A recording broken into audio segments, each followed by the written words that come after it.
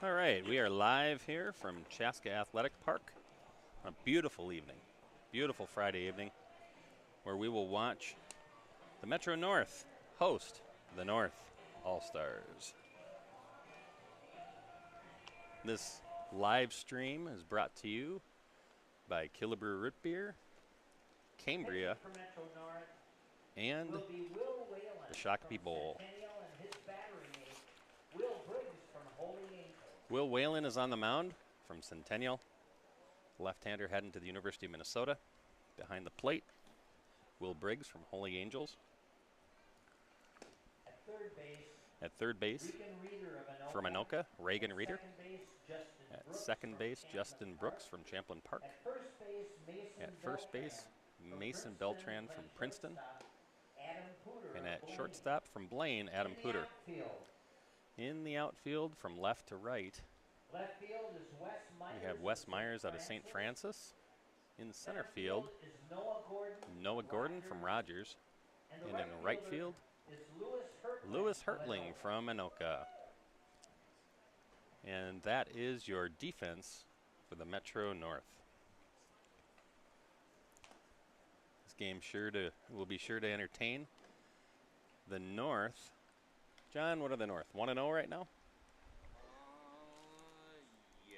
North won their first game. I think that was a 6-5 win?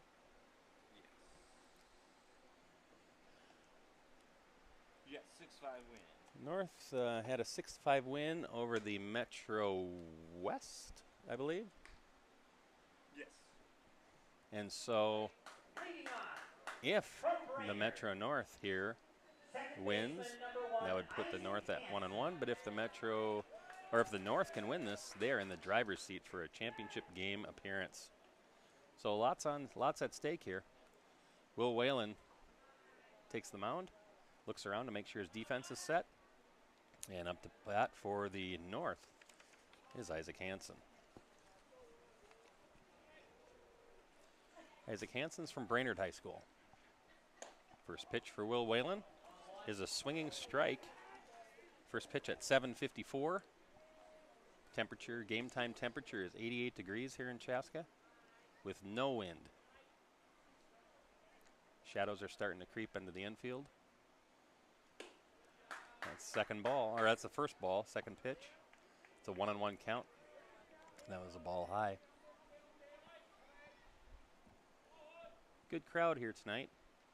Down in the front row, we have our first responders and EMTs from the local Chaska area. Great to be able to host them out at the ballpark. Also down the right field line, we have Dale Welter working the crowd. Well, Isaac Hansen's just had almost his kneecaps removed. Will Whalen threw a baseball that just about knocked both of them off at the same time, but Isaac's nimble and limber enough to be able to get out of the way.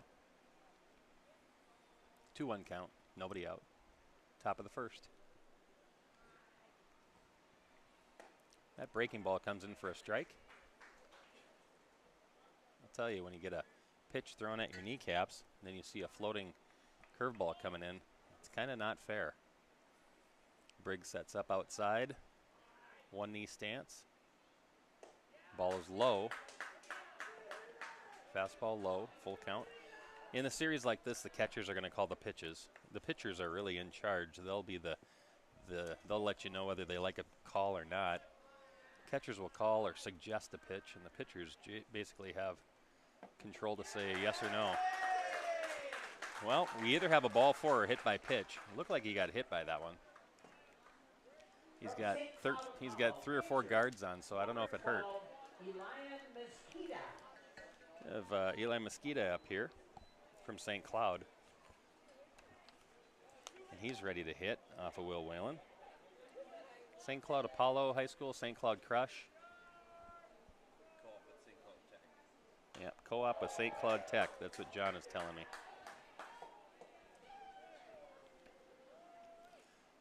Fall back, strike one. Will Whalen reaches for the rosin bag. Reagan Reeder even at third base. Double play depth in the middle. holding at first base. The runner doesn't have much of a lead.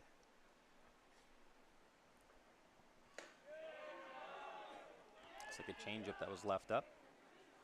1-1 count.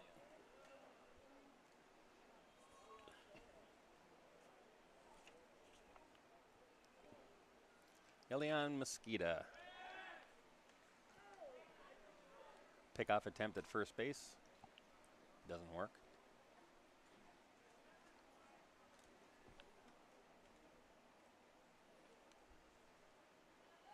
Got a big target over there in Mason Beltrand.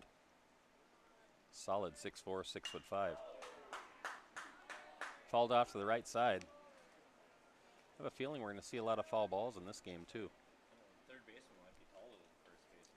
So in the Metro North lineup, you have a 6'5" first baseman, a 6'6" third baseman, and a 6'4" right fielder. 6'2" shortstop. That ball hits the dirt, and did it get a piece of Mosqueda? Umpire says no. That was a great block by the catcher. Briggs working hard back there. We've had so much great catcher play here. If you're a fan of great catching and great effort, this is the place to watch. And We should have a catcher MVP trophy. bring a couple of kids out to watch if they like to catch, because it's been phenomenal today. Fastball up, fouled off, out of play. Elian's working hard. 2-2 count. Hanson at first base. Double play depth in the middle of the infield. Center field shaded slightly over to right field. Routine depth for the rest of the outfield.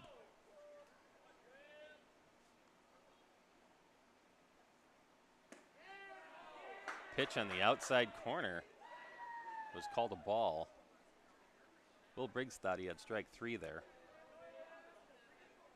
It's a full count. First base is occupied by Isaac Hanson from Brainerd. St. Cloud crushes. Mosqueda is up.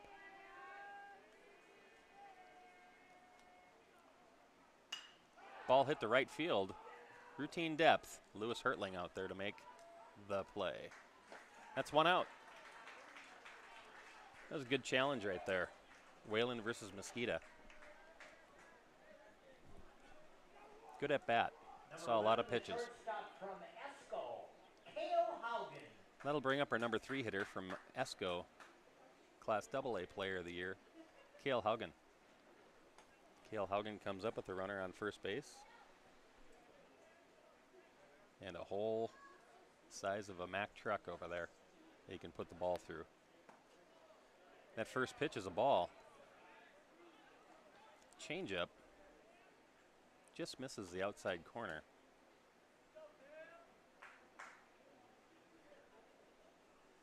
Open stance for the hitter. Lefty on lefty matchup. There's a strike.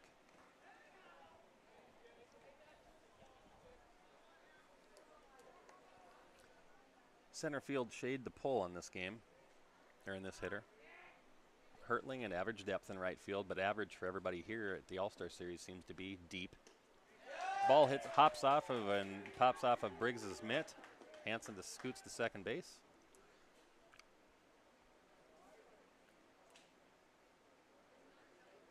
Again, in an All-Star Series, it's not as though these pitchers and catchers have worked together before, so they're all learning how the baseball moves. And then we also have some sun and shadows issue coming in here. Don't know if that comes into play or not, but Whalen, his head is in the sun where the rest of him and the ball is coming out of the shadows. We got a tapper to right field, behind second base, in front of the right fielder, Lewis Hertling, who throws it to his cutoff man at first base. So that was a single to right field for Cale Haugen. Moves Isaac Hanson to third base. From one player of the year to another. From Sartell, the right fielder, Cade Lewis.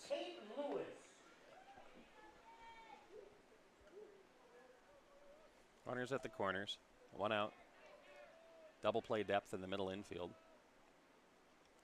Hertling backs up in right field. Whalen with a great move, looking back the runner at first as he delivers a strike. Center field shaded a little bit to the right center gap. Left fielder hasn't moved.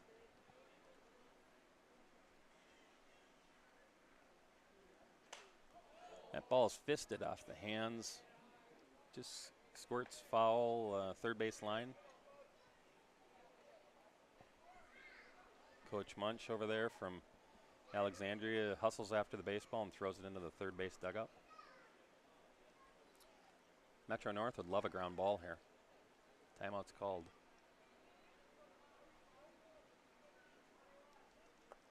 Middle infield is pretty much in the sun. Sun in their eyes, and they're going to have quick reactions if that ball is hit off of Cade Lewis's bat hard. Cade reaches, fouls it off, gets enough of it to get that foul ball over the grandstand. There's another $1 for some happy little kid out there who wants to get a freezy. Or happy adult. John, you want to run after those foul balls? You can make some money. Lead at first. Not a very big lead. Doesn't go anywhere. We have a drive to shallow center, maybe deep short. Pop up in the air. Into the sun. Made by Blaine's Adam Pooter for the second out. A lot of these guys that are in the infield here have played against one another for so long. Third baseman, number 19, Aaron Wenzloff. Now they're on the same team. It's probably a little awkward for him, but never know. Pooter's out there blocking the sun a little bit. Whalen is now fully in the shadows, and Roso's Aaron Wenzloff is up. Power hitter from up north. Swings and misses at strike one. A high fastball.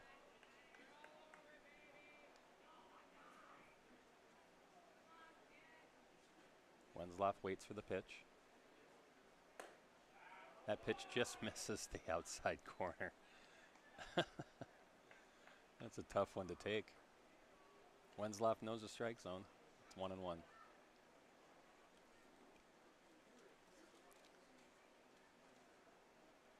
Runners at the corners with 2 out. That ball skips off of Briggs's glove, and that'll bring in the first run of the game, and Isaac Hansen. A lot of movement on Whalen's baseball.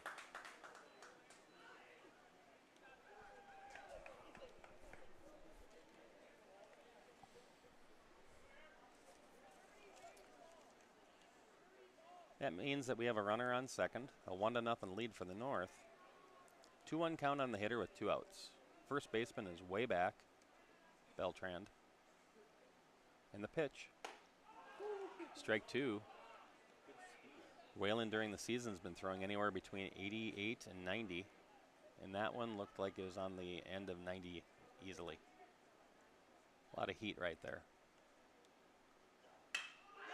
Shot right up the middle. To the center fielder, they're waving him around. First baseman's there with the cutoff. Catcher makes the block as it skips by the first baseman. And that's a second run. Scored for the North. Solid line shot up the middle. From Perham, catcher, number 22, Ben Szymanski. That'll bring up Ben Szymanski, number 22 out of Perham.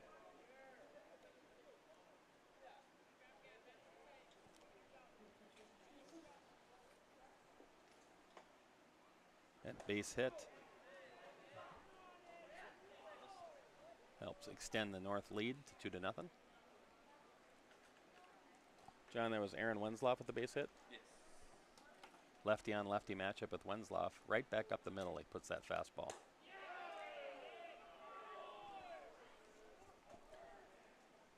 So this is a battle of, I believe, Gopher Recruit versus Gopher Recruit. They could be a battery together here in future years, but right now they are not. Whalen throwing as hard as he can, it seems. It's a 2-1 count, 2 out. First inning here. North has scored 2 runs on 2 hits.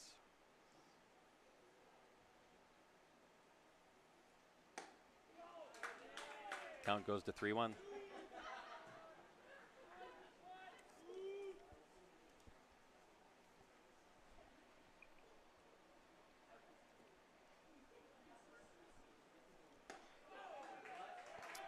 Fastball blows right by on the outside part of the plate, bringing it to a full count with 2 down, which means we should see some movement on the base paths.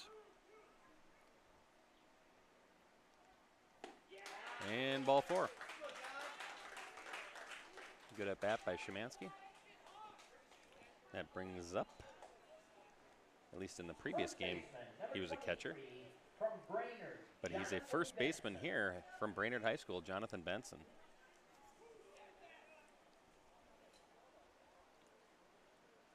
Benson hitting 7th in this lineup.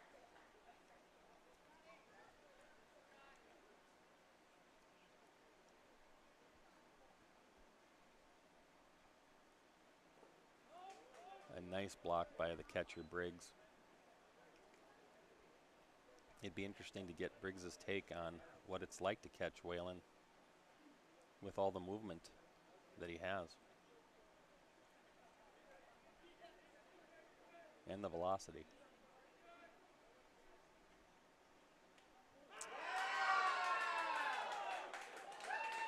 Well, all the pads in the world didn't quite stop that baseball from hitting Jonathan Benson. That one looked like it hurt. He has a lead elbow pad, but it caught the back hand. And that hand is the top hand on the bat. And he's flexing the fingers and checking to see if most of them are still there. It's nothing you can really walk off. You get hit in the hand. He's still over there. He's probably starting to see some lace marks. Looks like it might have hit above the wrist because he's flexing his fingers and shaking his whole arm out as though maybe it hit in the spot just above the wrist. You know, that fun feeling where your hand just goes dead. That brings up our 8th hitter. And in this order for the North, that means we are seeing number 18, Matthew Hornstein from Alexandria area. Benson still checking out his wrist to see if it's all there at first base. Runners are all on the bases, and we got a foul over the grandstand. Nowhere to put young Hornstein, and there's 2 strikes right away with 2 outs. This is a chance for the North to really break this thing open in the first inning before even the Metro North has a chance to hit. Not the start that Whalen thought he'd be getting off to. Whalen from the wind. And the pitch. That's strike 3. Caught him looking on the inside corner. Whalen threw a lot of pitches that inning. John, do we have a pitch count on that one? For North in the top half of the first inning. 2 runs on 2 hits and no errors. They scored 2 runs, 3 hits, no errors. Whalen's pitch count. Do you have a pitch count for Whalen? 34 pitches for Will Whalen. It's a lot of pitches. We're not sure he'll be able to go the full 5 innings allotted at that rate. So we'll just have to see how it goes. All right, score is 2-0. We'll be heading to the Metro North bottom half of the first.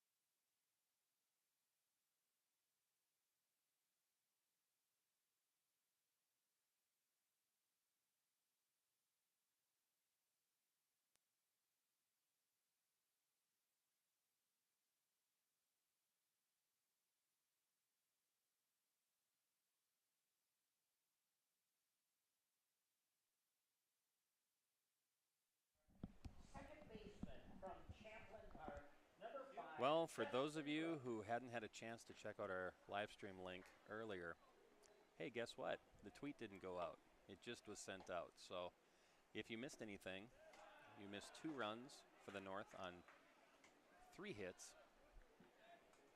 And the Metro North is now up to bat.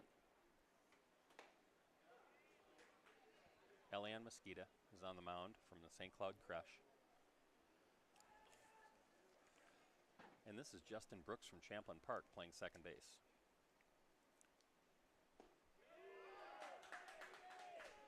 The Mosqueda curveball is pretty nasty.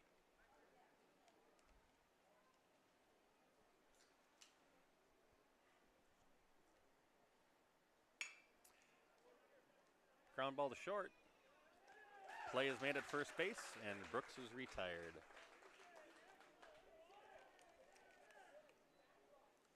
Nice play by Cale Huggan.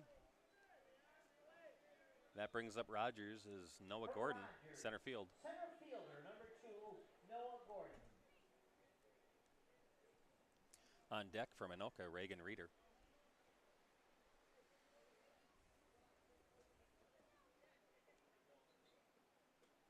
That curveball misses, up and away. Noah Gordon, who has power, can challenge the center fielder from the North who's coming in. Ball 2.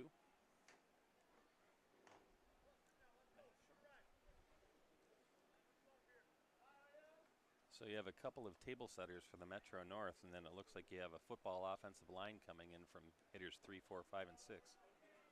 Well, maybe not number 4, but the rest of the lineup is going to be awfully big, let's just put it that way.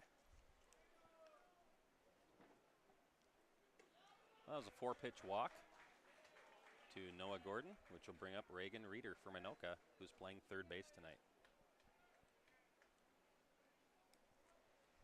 Third baseman from Anoka, number 21, Reagan Reeder.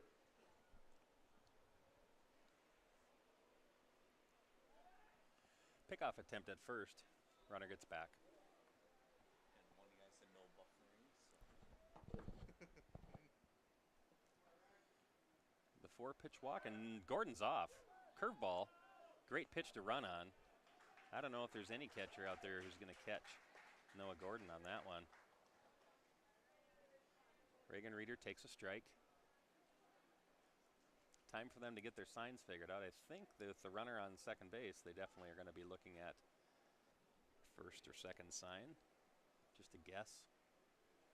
They like to put down multiple signs so that the runner at second can't make a signal to the hitter. They're not banging on trash cans or anything like that. They'll just tap their helmet or maybe put a hand signal or a gesture out there. Reagan Reeder is now down 0-2 with 1 out. Chance to bring in a run and help cut this lead. Oh my, that pitch just missed. That breaking ball of Mosqueda just kind of spun there. Looked like he was going to catch that corner, but the home plate umpire, Mark Grundhofer, calls it a ball. And Reeder puts the ball out in left center. Gordon holds up a little bit, makes sure that it drops.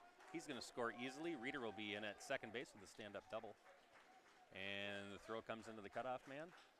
And Reagan Reeder looks like he wants to do some sort of lumberjack motion, and his team just stares at him like, huh? So, anyway. Good at bat by Reagan Reeder. That's the first hit for Metro North. Number 8, the catcher. And that'll bring up the catcher from Holy Angels, Will Briggs. Will Briggs. Academy of Holy Angels. Holy Angels catcher. Had a tough time with one of the pitches in the first inning that hit off his glove. But boy, he made some really nice blocks as well. So let's just in his defense say that Will Whalen's probably pretty tough to catch. Ball out to right center. That's going to fall. Reeder moves up to third base. Will Briggs rounds first base.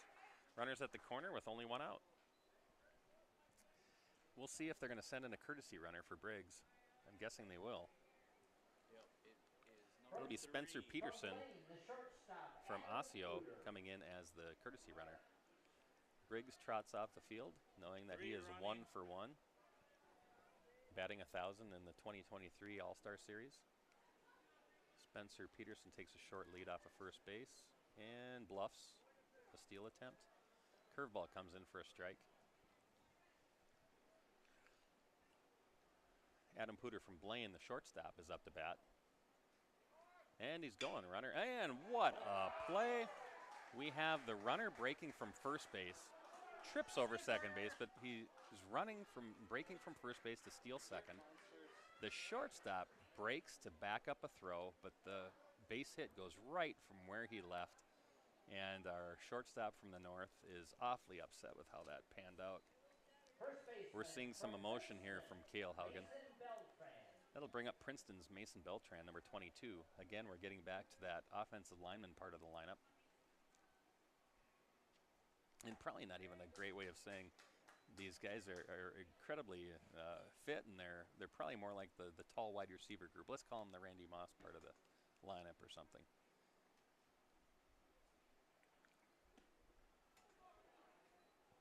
Mason takes a ball outside. It's a 1-2 count. One down. There's runners at first and second. We have a tie game.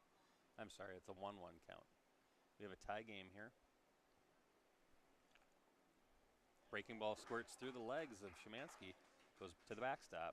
Pitcher covers the plate, and runners move up a base. Well, as a hitter, this is the situation you want. As a hitter, you're looking for runners in scoring position, a 2-1 count, which is a great count to hit in, with one out. The second baseman is holding the runner close, which leaves a big hole. Oh, he's vacated and gone back to that hole. Ball goes between third and short. Left fielder comes up to make the play. One run is scored. And rounding first base is our hero of the moment, Mason Beltran. He breaks the tie. It's a 3-2 lead, and that'll bring up Anoka's right fielder, Lewis Hertling. Big Lou is coming up here with runners at the corners. The runner breaks for second. Throw down, and he's going to be in time. The runner takes second base on the first pitch. A lot of good guessing going on here with the pitches to run on because they're leaving on breaking balls, which take a little extra time to get to the catcher. Nothing the catcher can do about that. That was a great throw. Hertling up with runners on second and third and one out. Curveball misses, 1-1. Lewis has been known to hit baseballs from gap to gap and the occasional home run. He's a solid line drive hitter, though.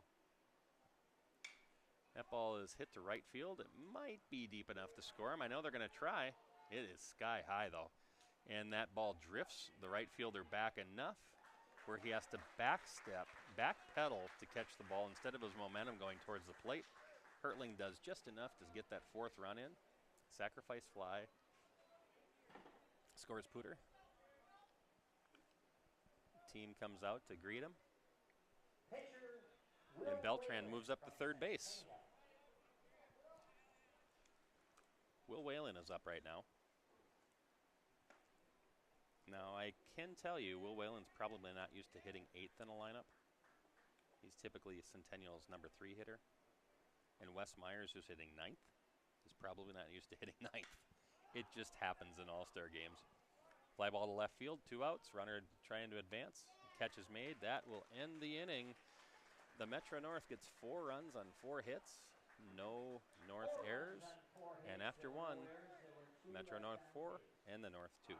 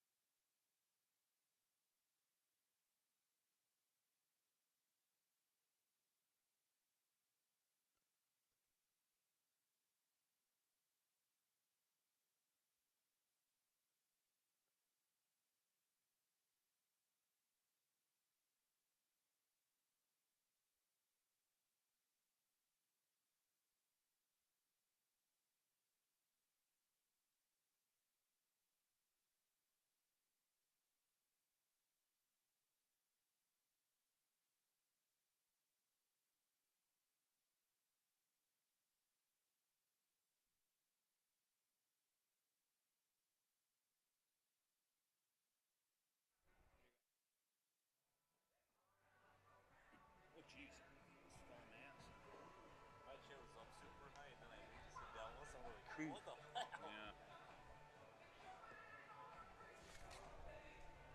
Gotta make sure our fire department's not being rowdy.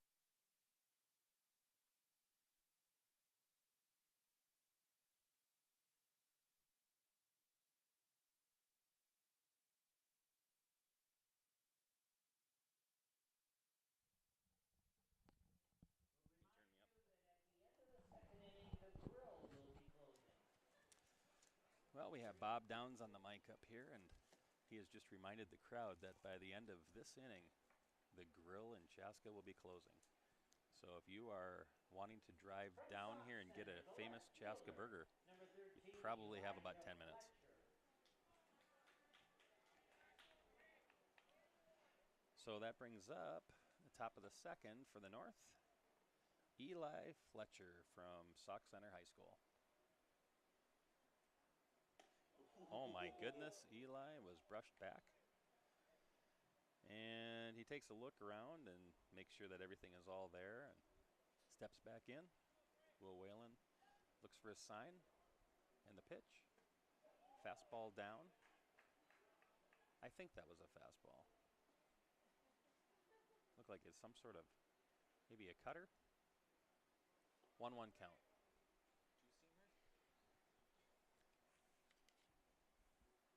Did you see her? That was definitely a fastball on the inside corner, underneath the elbows, which isn't a fun pitch to get if you don't have one of those elbow pads or you just had a pitch thrown basically at your chin. 1-2 count, nobody out. That breaking ball misses. 2-2. So Whalen threw 34 pitches in the first inning. And that is a pace he does not want to maintain.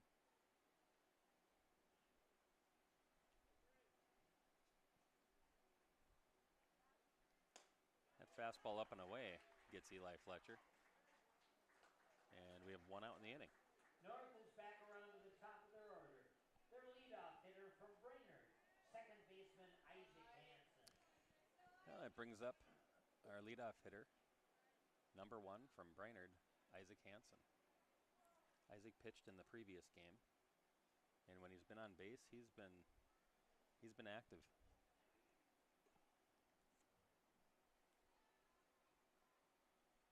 And the pitch, ball high. Now Isaac Hansen stands at about 5'8", and that pitch on some people is a strike, and for Isaac it's a little high.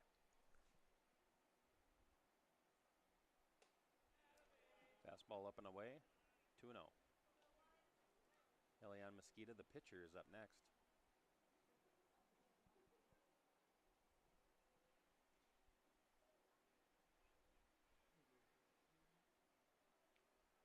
Now there are several awards that people are vying for.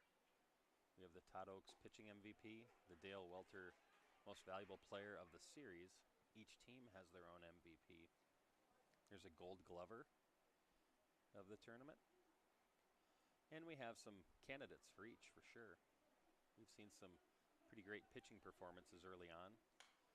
Sawyer Hoffman from Farmington threw 5 innings, had 7 strikeouts and no walks. We had some great defensive play out in right field by Jordan Daloff from Roseville for the Metro East. We've had some wonderful catching work behind the plate out of a number of our catchers. Middle infielders have been solid. We've had some great plays all around. So we'll see where this takes us. And tomorrow, the thought is that there might be some rain coming in the afternoon. And while I'm talking about that, Whalen strikes out Isaac Hansen looking, which brings in Elian Mosqueda with 2 outs. From St. Cloud Apollo. Elian plays for the St. Cloud Crush. Elian Mosqueda. Elian. Thank you, Bob Downs, for correcting me. Elian? Elian. Thank you, John Sands, for correcting me. One of those pronunciations is correct. We want to get it right. But anyway, the MVPs and the most valuable this and best defense of that and all the fun. we hope that we can get through some games tomorrow because it looks like we have some threatening skies. Could be just about any time during the day. Now, I've been assured by Dale Welter, Eric Welter, Craig Bauman that the skies tend to stay clear around Chaska Athletic. What a wonderful play by Adam Puder. Tough throw, but runner doesn't advance. But what a great play on that short hop to his backhand. Just couldn't quite get that throw over there, and I don't think he would have had him even if the throw was clean. That's a base hit for the pitcher. I wonder if they'll bring out a courtesy runner. We'll see. From Esco, Coach Olin is looking to the bench for a courtesy. Dale Haugen. Yep. Wants to get him a little rest here, and 16. number 16 is coming in as the courtesy runner. That is Jackson Schoenrock from Alexandria. Courtesy Alexandria runner and from Alexandria St. Cloud aren't area, too far away. Number 16, Jackson Schoenrock. And if that brings up Cale Haugen from Esco, and if Cale can reach like he did in the first inning, Cade Lewis from Sartell will hit. 2 outs, runner on first. Will Whalen's in the stretch. And that fastball misses outside.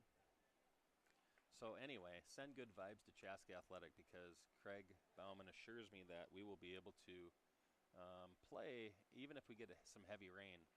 He thinks that it won't take much to get that field ready. They've taken the sprinklers and turned them off for the weekend in case there's rain that does come in so the field can get the water it needs, but you can continue to play because it won't be oversaturated. Will Whalen's fastball misses on the outside.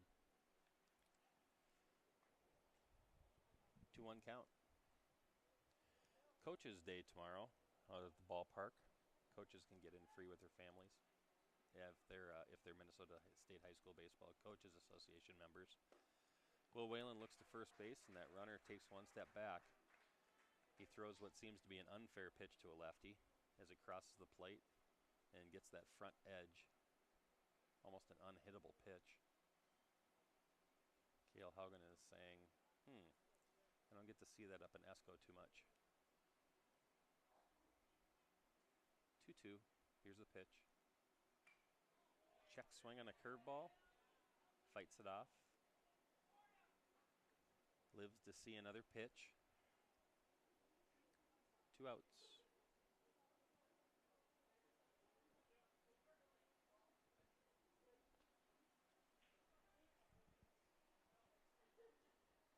Twos are wild. 2 balls, 2 strikes, 2 outs. The North has 2 runs.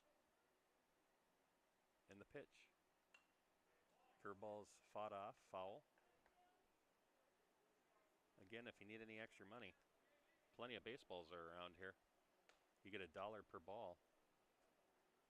John Sands is looking to supplement his income here with all the foul balls that are around, but instead he keeps poking around with Game Changer and doing a great job with that.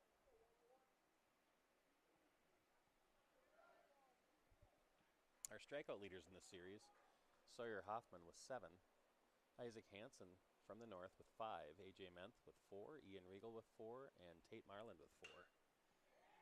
That ball is lifted into left field and a diving play out in left field. Wow, what a catch. Gold Glover, is that Wes Myers out in left field? Yes, it is. What a play. And you know, the funny thing, Wes Myers gets the lead off the next inning. Isn't that how it always goes? Make a great play and you're going to hit in the next inning. What a play. It looked like Coach Needfelt from Becker is excited about that play. He's so excited he jumped up in the air and lost his hat. But he's got plenty of hair there to make it look like he's youthful and ready to go. Hey, that's the end of 2. Or I'm sorry, that's the end of 1.5. Score remains 4-2.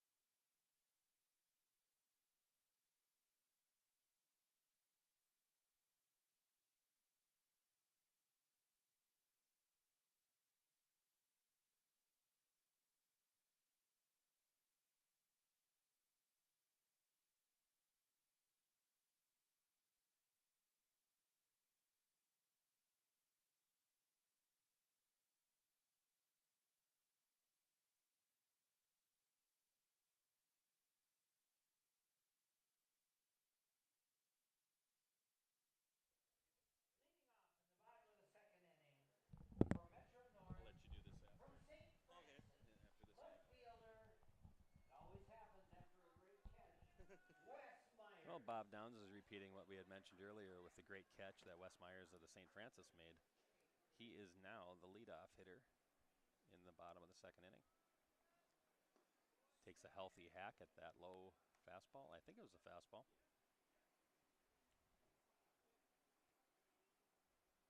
0-1 count. Here's the pitch. Another healthy hack as the ball drifts down the right field line into foul territory.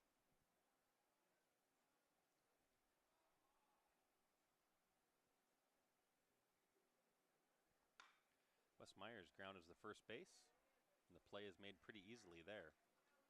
Unassisted to the first baseman. And that first baseman, Aaron Wenzloff out of Roseau High School. Back to the top of the order with the leadoff And hitter, that takes us second back up to the top. baseman from Champlin Park. From Champlin Park, number 5, Justin Brooks.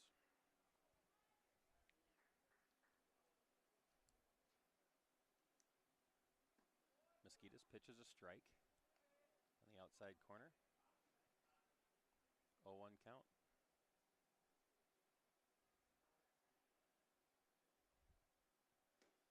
That was a nice curveball. Looked like it was going to hang inside and just swept. 0-2. That's one that if you're trying to pull a baseball, it's just going to be out of your reach. Great block by the catcher, Szymanski from Perham. That's a tough pitch. 1-2 count, 1 down. Bottom of 2. And that curveball sure gave Justin Brooks fits in that at bat. 2 outs. The center fielder from Rogers, number 2, Noah Gordon. That'll bring up the center fielder out of Rogers High School, who scored last inning, Noah Rogers.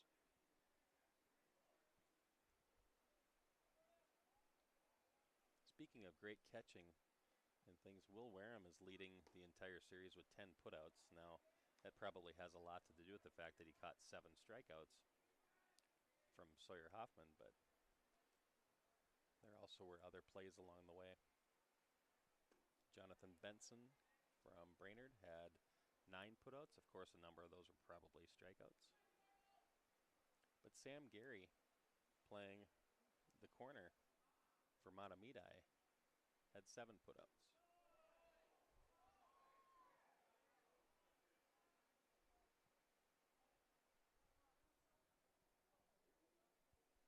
Two-one count, 2 down.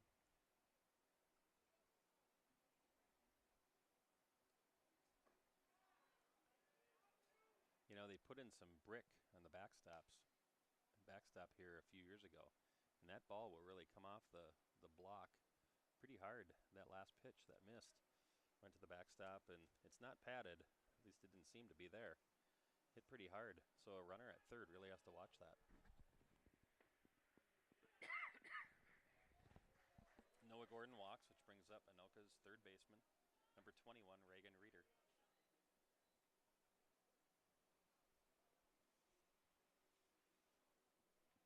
From Anoka, third baseman, number 21, Reagan Reeder.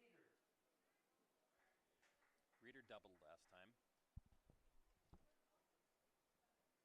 With 2 outs, Gordon's getting a real healthy secondary lead. That first pitch missed.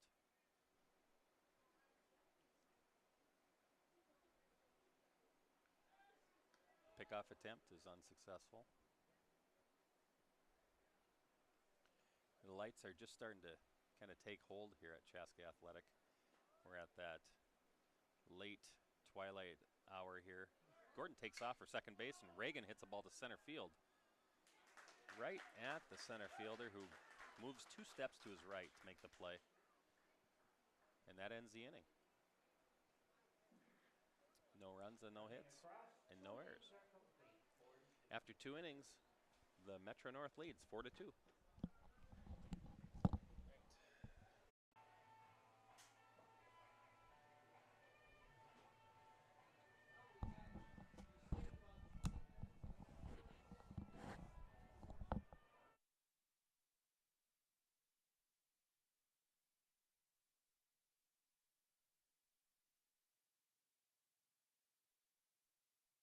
All right, everybody, welcome back in. St. John Stands here taking over for Don here.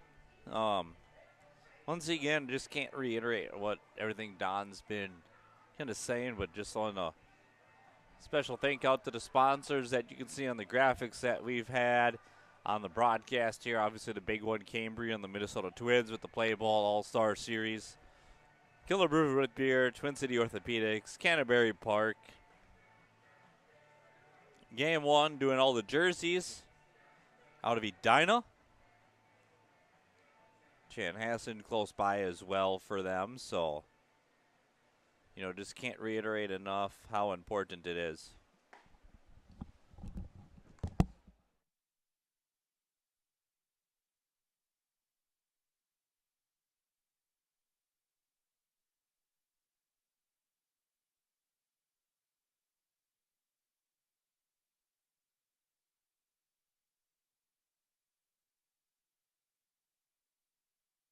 All right, Kate Lewis up to bat from Sartell for the North squad. Down 4-2 here to Metro North. And the pitch on its way down low. Misses for a ball, 1-0. Once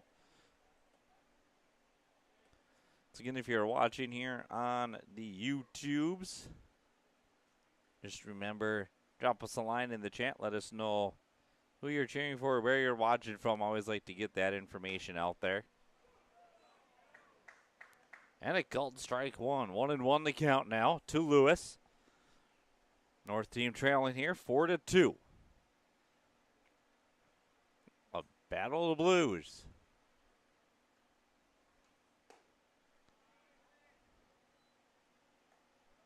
The navy blue of Metro North and the blue of North. 2-1 the count here.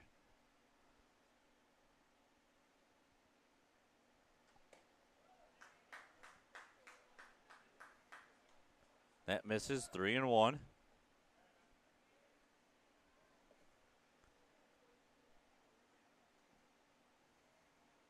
To the number 4 hitter, Kate Lewis.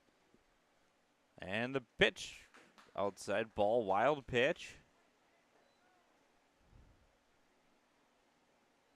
And ring from Roseau. Westloff.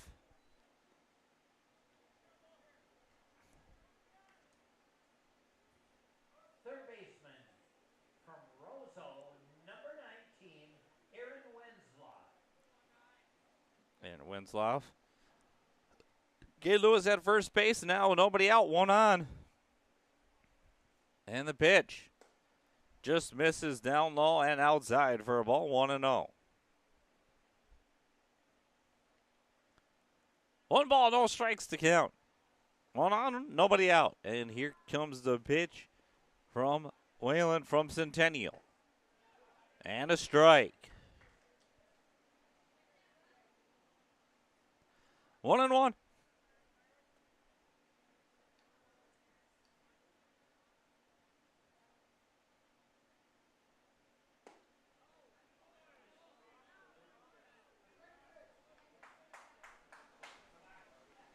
Two balls and 1 strike now to count.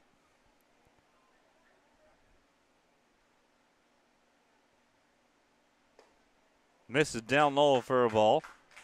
So shout out to Jeff Bridges cheering on Will from Ludville, Colorado.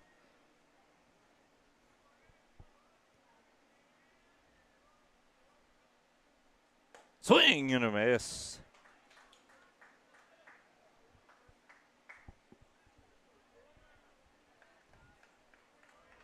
Top half of the third inning. Full count, 3-2, nobody out, 1 on. Whalen looking to deal here. Deals high, ball 4, walks Lewis over. Wensloff at first now. And that's going to bring up Ben Shumansky from Perham.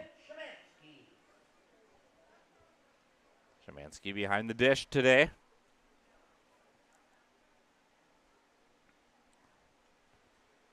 Got some of the Chaska Fire Department out here watching the game.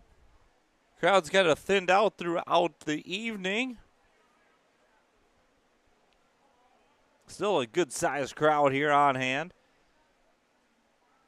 Coach's Day tomorrow, Championship Day tomorrow. Knocking on wood that'll happen. You just kind of got to watch the weather forecast.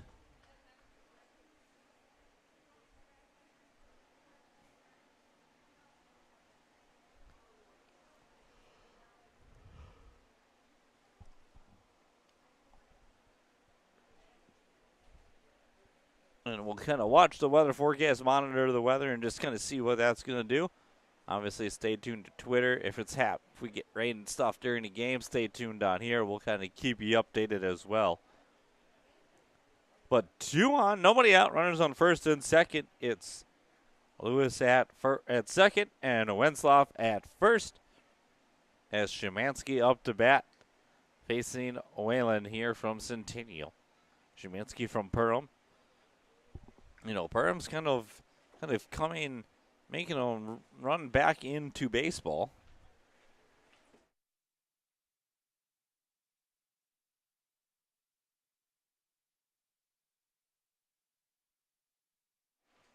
Perham for a while there was more of a basketball type school. It's kind of good to see them have a resurgence here in baseball. As Szymanski swings and misses there. 0-1 the count. Nobody out yet. And the pitch. Swing and a miss. Whelan already had 67 pitches. Some action down in the Metro North bullpen. 0-2 to count and the pitch on its way. Held off.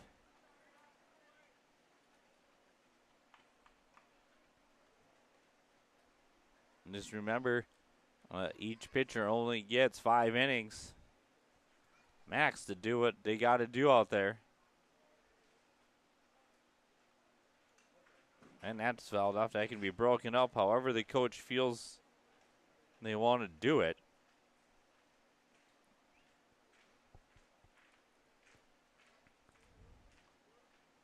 Lewis at second, Wentzloff at first. Szymanski batting with the count 0-2. And the pitch. Misses high for a ball. What a wrangle there by Will Briggs from the Academy of Holy Angels.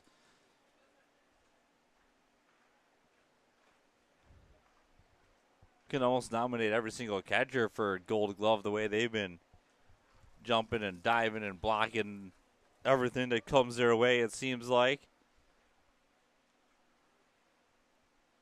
1 ball, 2 strikes. 2 on, nobody out yet. And the pitch misses high and outside for a ball. Brings the count even, 2-2.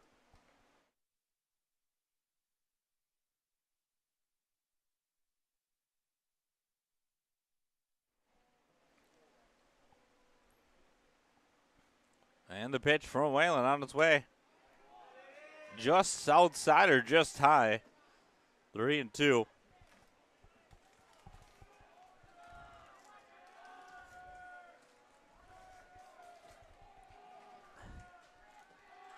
And the pitch. Swing and a foul tip.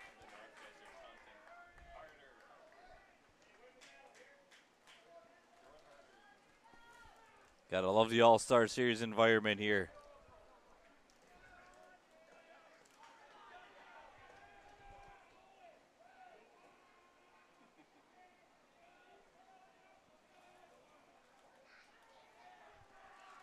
And time called.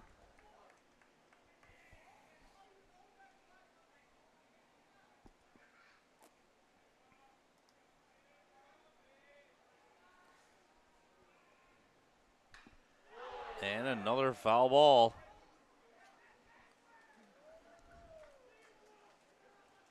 This is turning into a battle here.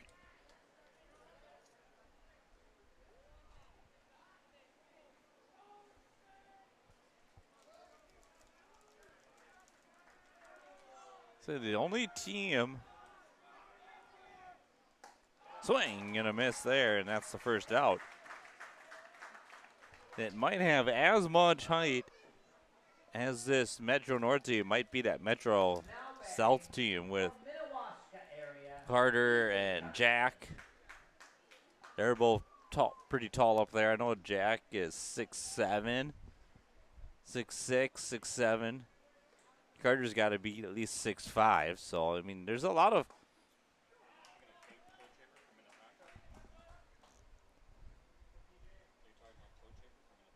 yeah. Oh yeah, Metro West. Yeah. Good read, throw down, not in time. He's safe at third. He got a strike though.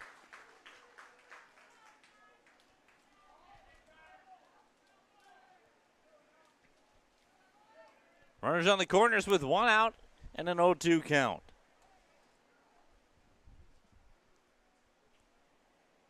Yeah, Metro West. That's the one I'm thinking of.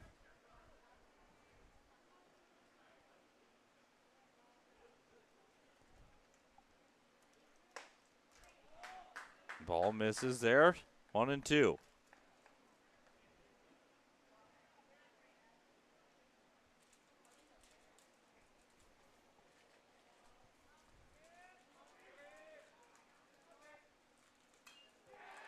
And fouled off and out of play. Loose nail in the rough.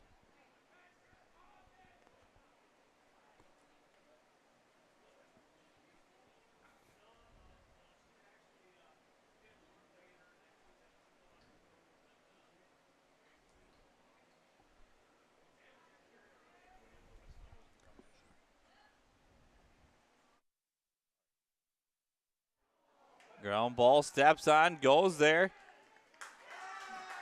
Stepped on first. Turn that into a tag out.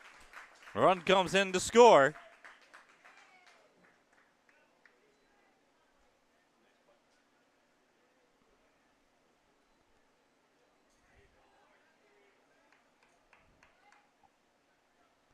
So Hornstein up here. From Alexandria area, center fielder Matthew Hornskin. 2 out, 4-3 ball game now. So North trying to chip away here little by little. Inside pitch called strike 1.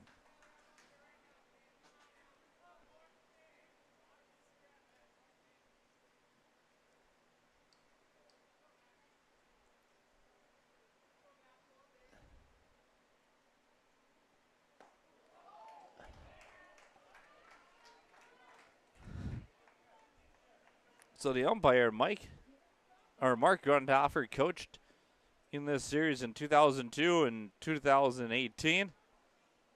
Bill Kofi out there on the bases, played in this All-Star Series in 1987, so a couple of guys that are familiar. Swung on, missed, dropped third strike. That'll end the inning.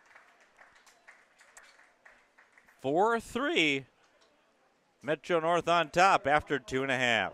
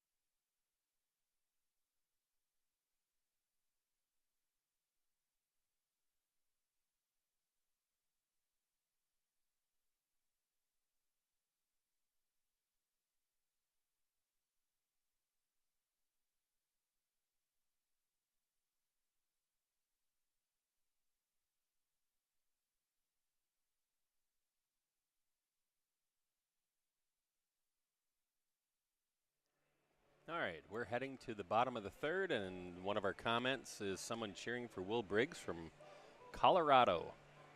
So shout out to Colorado, cheering for Metro North catcher from Academy of Holy Angels, Will Briggs.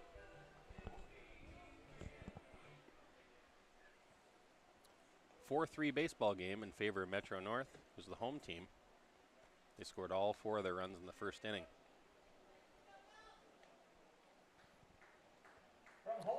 And from Holy Angels Academy, speaking of Will Briggs, the catcher, number 8, is Will Briggs, and he'll lead off the inning.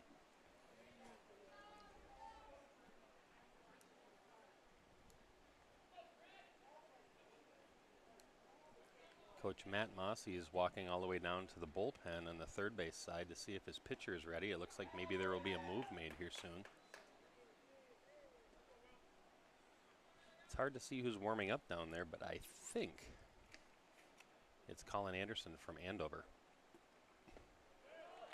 2 quick strikes on Will Briggs by Elian Mesquita from St. Cloud. And he's ready to go. He gets the ball and he's ready to pitch. I like it.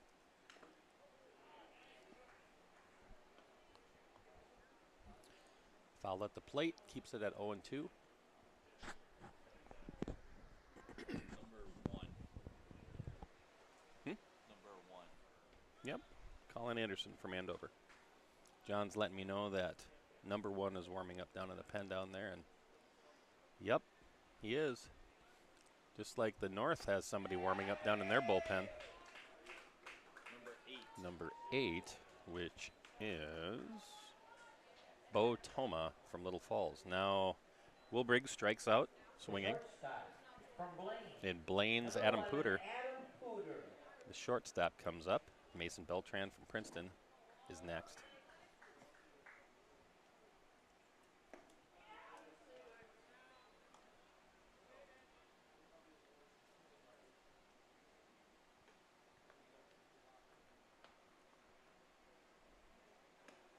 What a nice curveball that Mesquita throws. He's been real effective with that. If you aren't ready for it and you're trying to pull that thing, you're going to roll it over to the shortstop. He has a nice break on it. Right there. Kind of a slider instead of a true curveball. Comes in with some velocity and just has a sharp break to it. 1-2 count.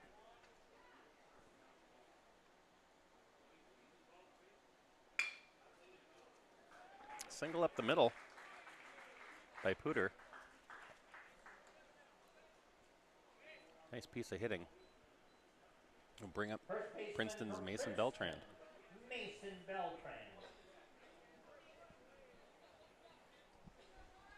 Where crowd's been hanging on all day. 4th game. Doing great. Good numbers. And yep, they did close the grill.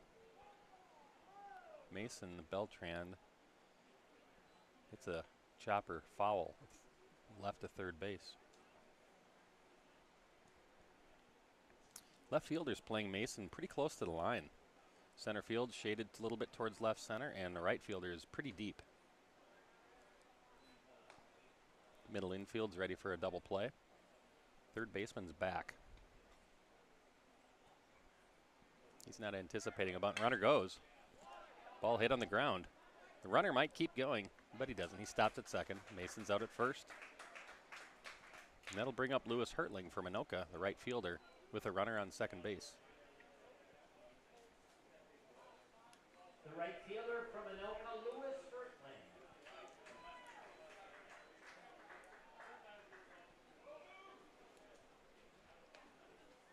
Lewis, also known as Big Lou in his dugout, is ready to hit. And that ball is off the plate by Mesquita. 1 ball and no strikes.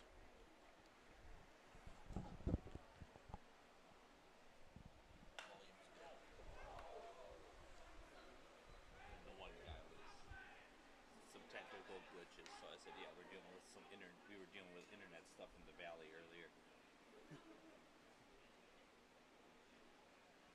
Got it all fixed now. Well, John Sands is monitoring the feed on the live stream. If you have any comments, I'm sure he'll respond to you. He loves that stuff. I'm just going to keep focused on the game. As Mesquita has a 2-1 count, 2 outs. Hertling out by the plate. Left fielder hasn't moved from the previous hitter, so he's pretty close to the line. Right fielder hasn't moved from his deep position. Breaking ball misses. Nice stop by Szymanski.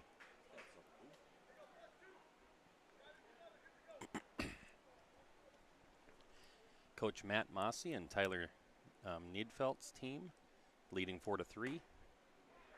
Tyler coaches at Becker. Matt Mossy at Coon Rapids. As Hertling walks. Will Whalen is up. And I would imagine that From Centennial, if pitcher number 9, he Will wouldn't have been Whalen. coming to the plate right now, we would have, and there could be a pitching change coming up with potentially Anderson getting warmed out of the bullpen. There would have been a pinch hitter coming into the spot.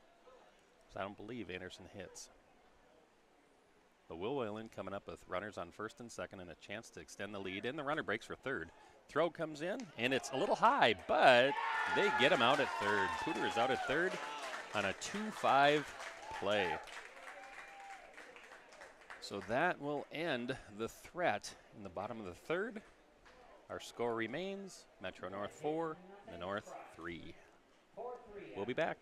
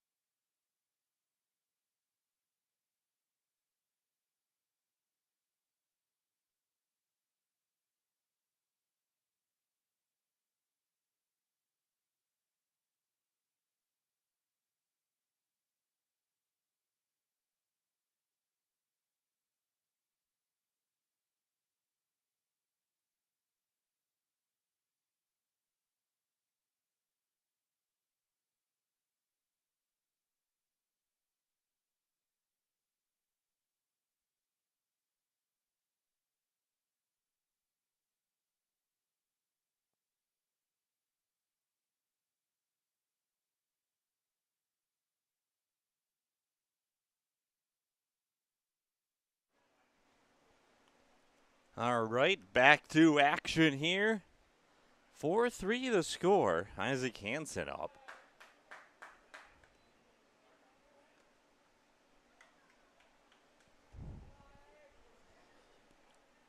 And remember, we got games tomorrow. And then we got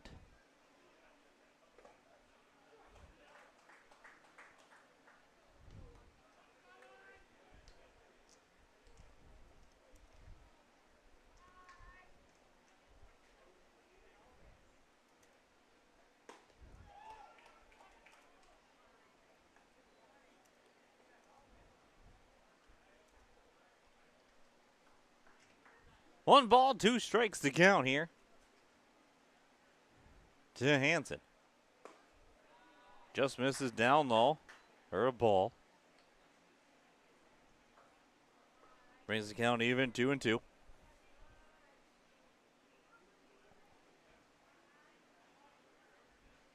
And the pitch. Called inside, strike 3. And Mark Grundhofer, the former Laconia head coach, making that call.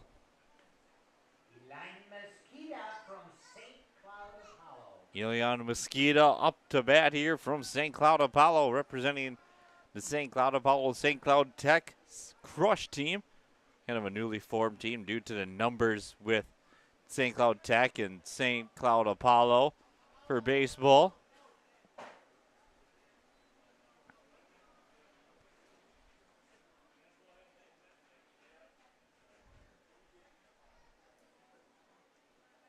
Both have really solid basketball teams out in that area.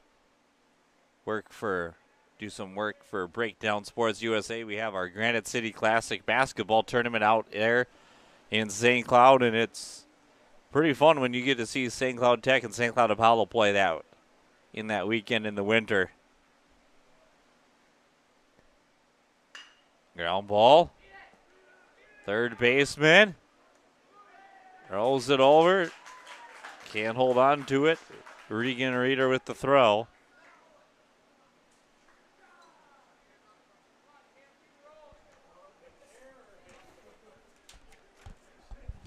What? It's going to be an E3. Shortstop, Yeah. Cale Haugen from Esco.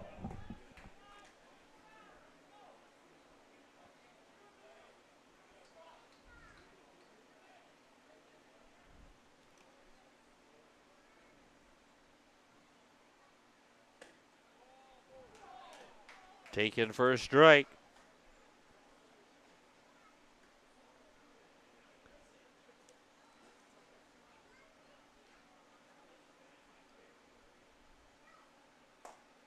Just misses outside.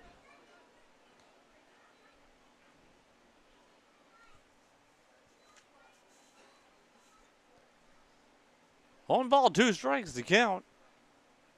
To Hankin from Esco.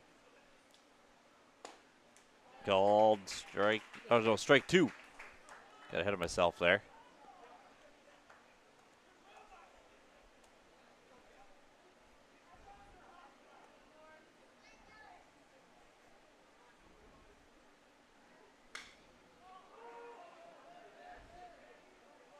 Pop up. And made.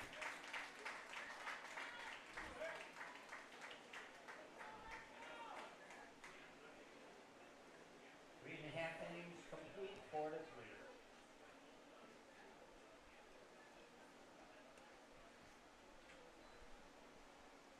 All right, 4-3. We'll go to the break.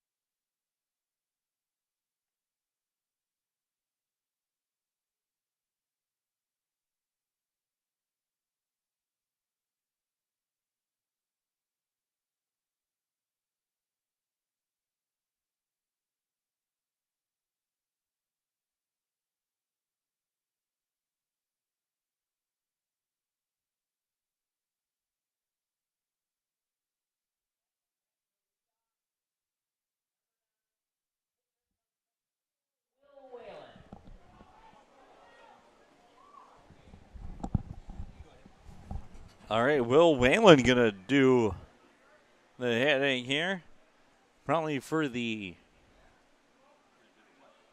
final time here in today's game. As I know there was some action in the bullpen. I don't know if they're gonna have him go his full 5 today or save him for an inning tomorrow.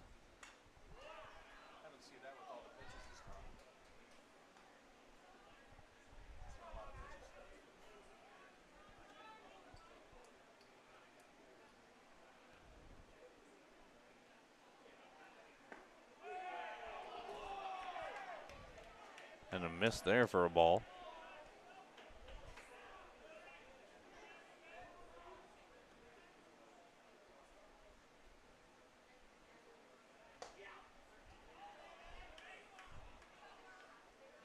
Just misses there for a ball. 2-2.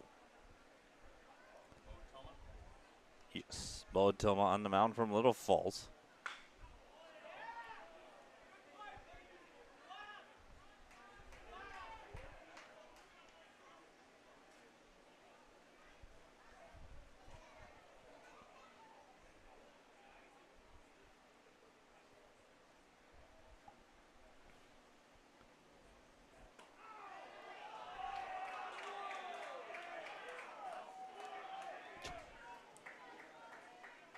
"96 pitches for Whalen.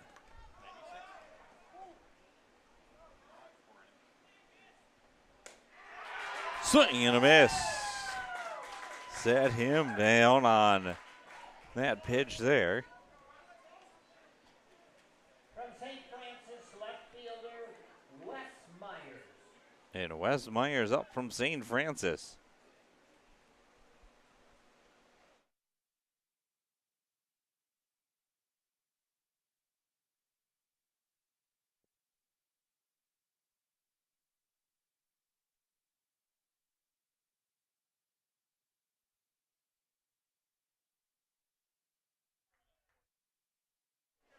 Yep.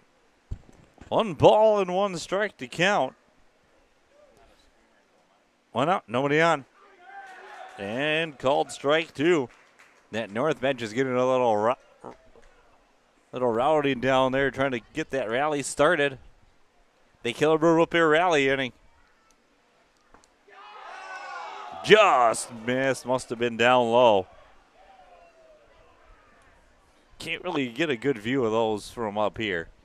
Usually get a decent view for inside out, but high and low it's hard to see sometimes. Whereas Mark Grundhofer is right down there on the mound and plate area, so those umpires working hard today. Yep. So you got a Little Falls pitcher and a Little Falls catcher. It's Hudson Philippi. Then you got Fuchs out at third base. Spanier from Ricori out at short. Schulte from Startel at second. And Wenzloff from Roseau moved from third to first. Back around to the top of the order, new leadoff hitter, number 15 from Becker, Nolan Murphy. And our resident Becker Bulldog, Nolan Murphy.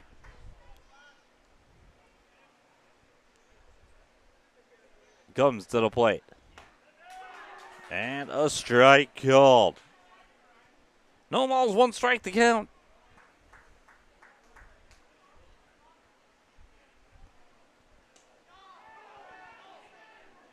Just misses for a ball, 1-1. All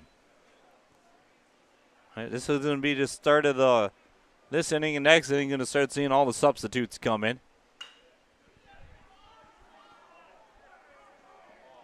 And a foul ball. You know, a lot of these guys, I would imagine just about every single one of them not used to having to play about half the game and stop unless they're pitching.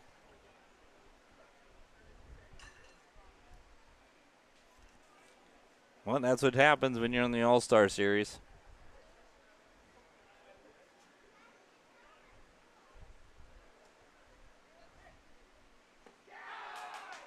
Ooh, just missed for a ball there.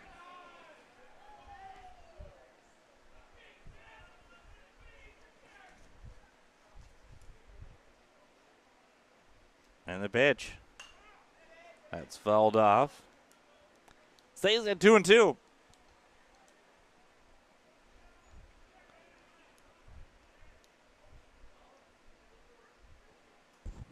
Two balls and 2 strikes to count. And the pitch. Swing and a miss, strike 3.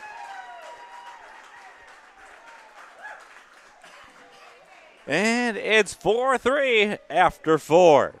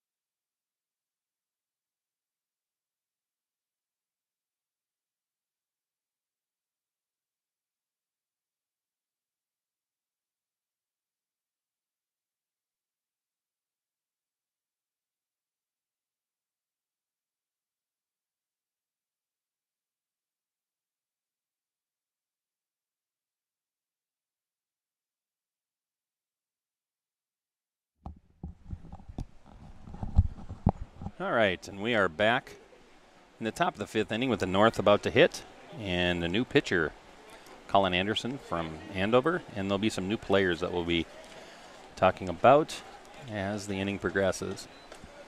Looks like third baseman Reagan Reeder has moved over to first base. Looks like that'll bring in a new third baseman, which we'll have to see who that is. I think our shortstop stays the same, and Adam Puder from Blaine. Beltrand is out. Colin Anderson's first pitch is a strike. Now batting from Bemidji High School, number 10, Ty Lundeen. This is Ty Lundeen right now.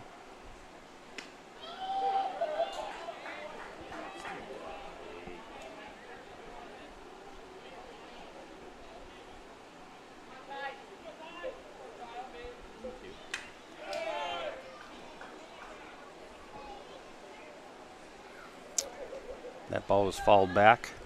We have an 0-2 count. Ty Lundeen comes down from Bemidji High School. It's a 4-3 game in favor of the Metro North. Anderson throws quite a curveball, ends up low. I believe that's Will Briggs still behind the plate. No, it's a single digit, so maybe.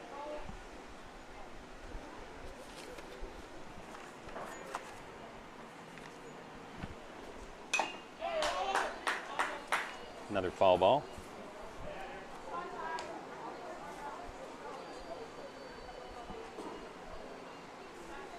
It could be. It's hard to 1-2 count.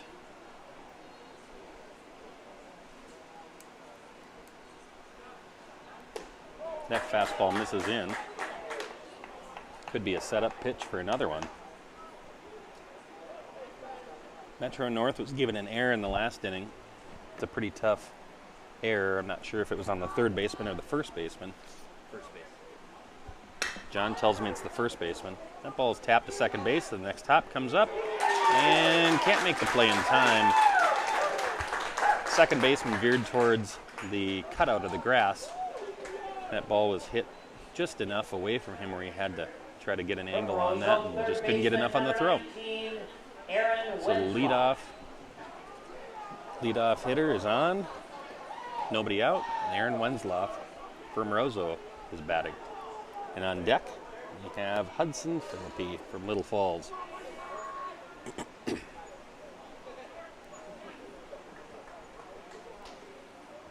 Just a harmless little tapper in the right place. That's all it takes.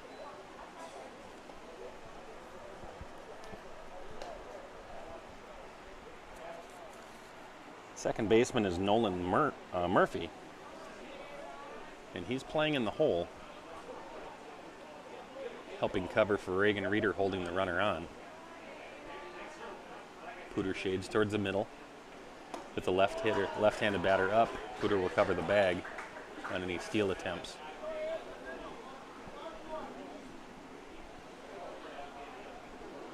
Wenzloff down 0-2. Pitcher comes set, and the pitch. That breaking ball fools Wenzloff, and the first strikeout has been recorded for Colin Anderson. That's a tough pitch. From Little It's Falls, just such a sharp number break to it. 14, Hudson Phillips. So that'll bring up Hudson Philippi, number 14 from Little Falls.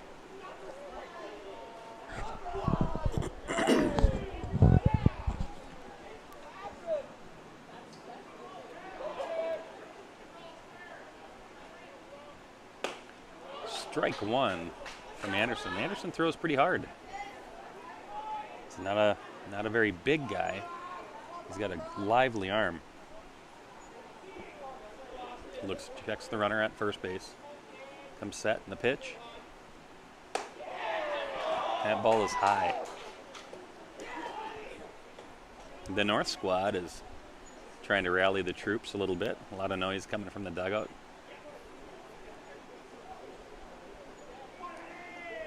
Not a very big lead at first base.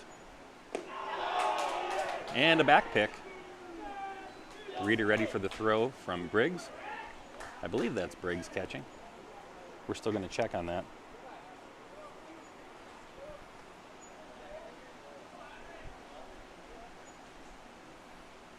Two 2-1 count.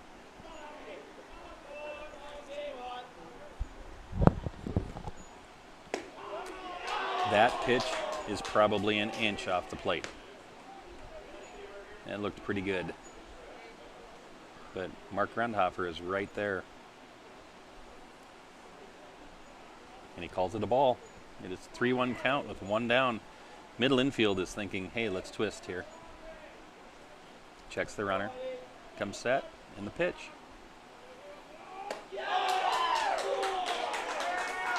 Did he call a delayed strike? Yes, he did. North dugout thinks that it's ball 4. But that pitch wasn't bad.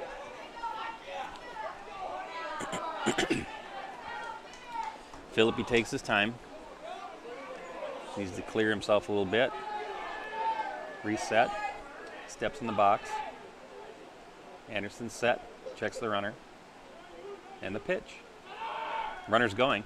Curveball for strike 3 and throws into the runner. Hits the runner. Runner takes second base. Murphy was there to retrieve the ball off of the backside of the runner. That's not Briggs. And John is telling me it is not Briggs behind the plate, but whoever is behind the plate, we'll figure it out. Grayson Fuchs. Grayson Fuchs from Paynesville is up now with a runner on second base. And a chance to tie this game up. Who doesn't work on this in practice? Runner on second, one down, a chance to tie the game. And Anderson blows a fastball by him for strike 1. Well, the outfield is pretty much straight away. Infield, corners are back. Middle infield, just kind of watching the runner and checking out the pitch. Little glove tap here and there. And that fastball's popped up out of play. We have an 0-2 count on Grayson. Paynesville had a really nice season this year. They were in the rankings for a few of the ranking pollings. Hall of Fame coach out there in Painesville. And Brad Skogren. And that is strike 3, and our scoreboard was off by an out. That's the 3rd out of the inning. As we head to the bottom of the 5th inning, the Metro North 4 and the North 3. We'll be back.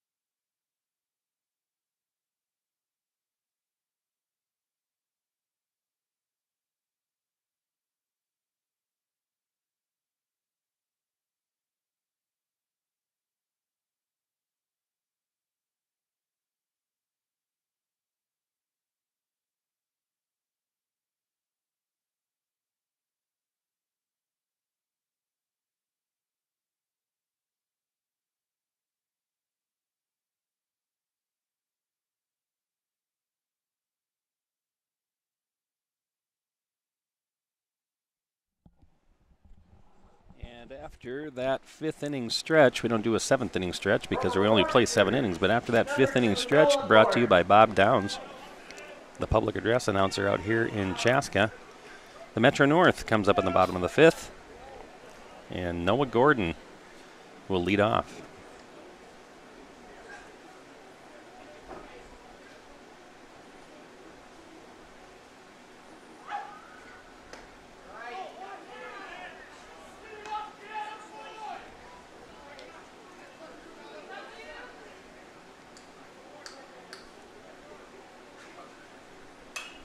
That ball's fouled off. We have a 2-1 count on Gordon.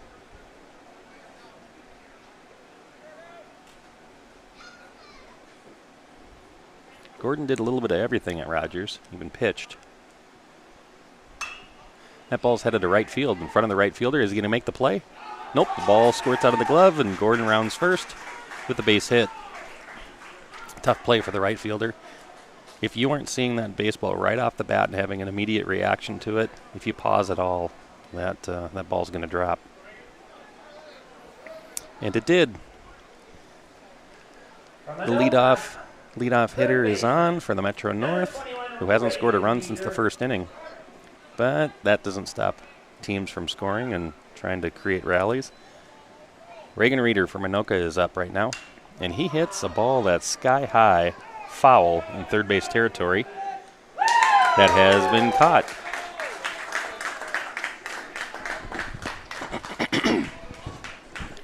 Nice play in third base territory for Grayson Fuchs from Painesville. Catcher Will Briggs from Holy Angels. And Will Briggs is up right now, and Bob Downs told us that he's still catching, so we're going to take his word for it. We weren't quite sure the last inning. Briggs is sawed off. A little chopper to short to get him out at first base, but Gordon advances to second. And that will give number 11, Adam Pooter, a chance to add to the cushion of the lead.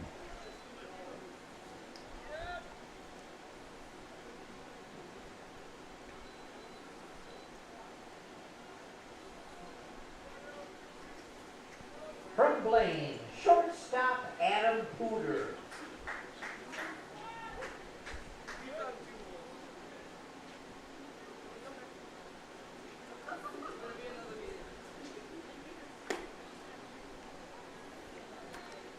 That first pitch is a ball.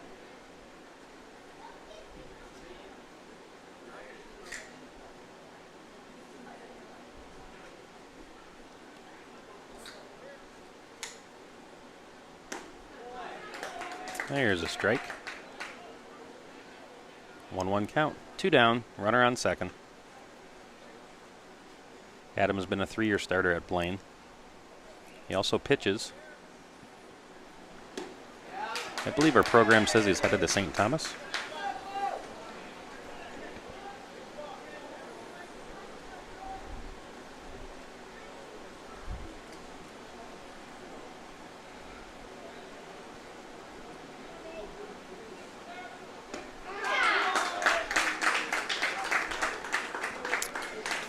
And that does it for this half of the inning. We head to the 6th inning with the Metro North, who has not scored since the first inning, leading 4-3. We'll be back.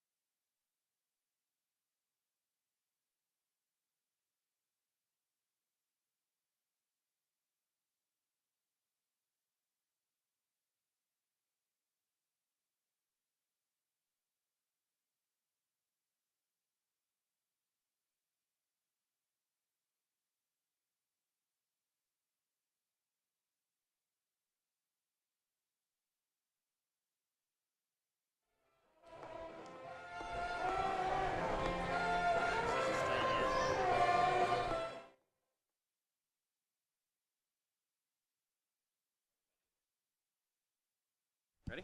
Yeah. Let's take this to the top of the 6th here. We've had a bunch of close games today. From Bemidji, What a great day of baseball. Dan One-run Clark. games everywhere. And this is Dan Colaggio from Bemidji, leading off, left-handed hitter. Takes a big cut. And Anderson blows that pitch by him.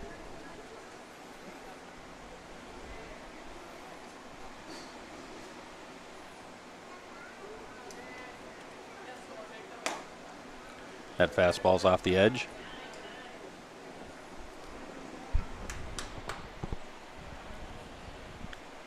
Worst game today was 6-3. Yeah, we had a 6-3 game before this, but otherwise we had Metro South 2, Metro East 1, the North 6, Metro West 5, Metro East 6, South 3. So that's our one game that was not obviously a one-run game, and now we're in a one-run game with Metro North and the North 4-3. If the Metro North wins this game, then the North is 1-1, which means that the Metro West and the Metro North tomorrow at 11:30 is a big game. That'll determine who goes, or how this all shakes out. But we got a lot of baseball left to play. We have 2 big innings to play, and that's a drive to left field that couldn't be chased down. 2-2 count for Colaggio.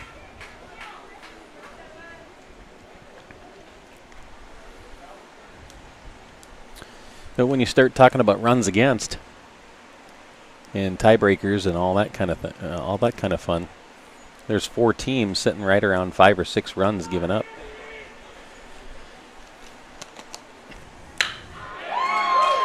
Solid base hit for Colaggio to right field. That leads off the top of the 6th for the North. And it brings up number 17 from Browerville, Nate Benning. The fielder from Browerville, number 17, Nate Benning. Nate Benning is the left fielder. And he's had a few at-bats today.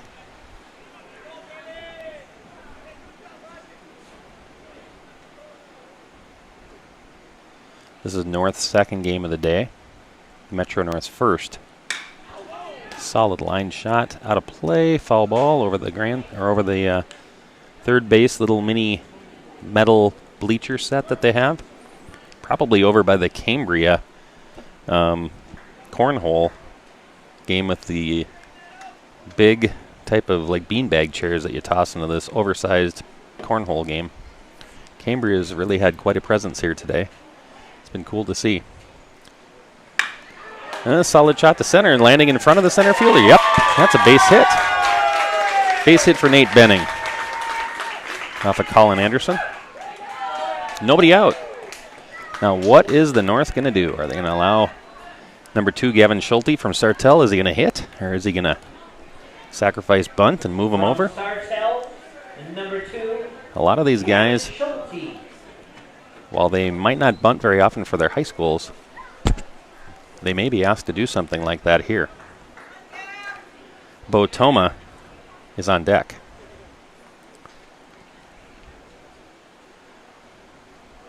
No bunting from Gavin Schulte. Takes a healthy hack at that one. Misses.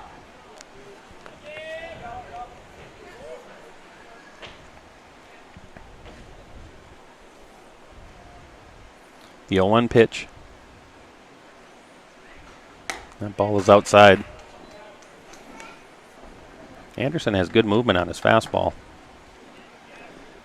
Stands about 5'10", maybe 165 pounds or so. But his arm is lively. That fastball skips in front of the plate, gets by Briggs. Off to the side. Both runners advance.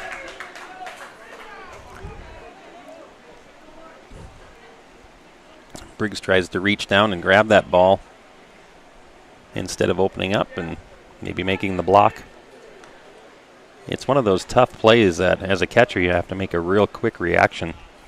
And when everybody's brand new to you and you haven't seen how their pitch moves and all that, it's a split decision that you have to make that can be really tough. Infield's in, nobody out. Play is at the plate. The second base runner can go anywhere he wants. The runner at third is taking a conservative lead. He's in foul territory, 3 or 4 steps off the bag. Coach is approaching him, giving him some pointers, some tips. Probably telling him to tag on any ball that's to the outfield, or at least be ready to tag on any ball to the outfield. He's also probably telling him make sure the ground ball goes through. In other words, any ground ball, you want it to make sure that it's not fielded by a player and it gets past them out in the outfield grass so that you can score. Because if that ball is fielded and you're on your way to the plate, chances are that throw is going to beat you. Schulte calls time. Briggs goes out and visits Anderson. So the North scored 2 in the first and 1 in the third. The Metro North scored all 4 of their runs in the first inning, and they haven't done a whole lot since. It's kind of that story of, all right, you score, you have the lead. You're playing with the lead, but you're allowing that team to hang around and hang around.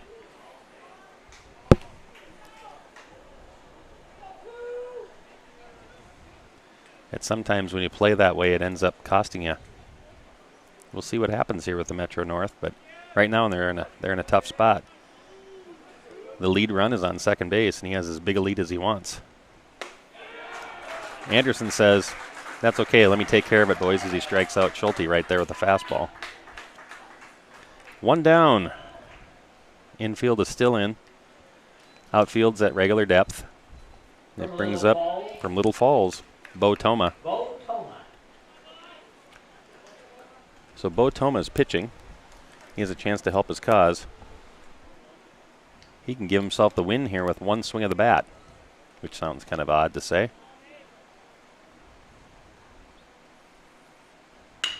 And there's the 1 swing of the bat that sneaks through. The runner's going to score from third. The runner's being held up at third.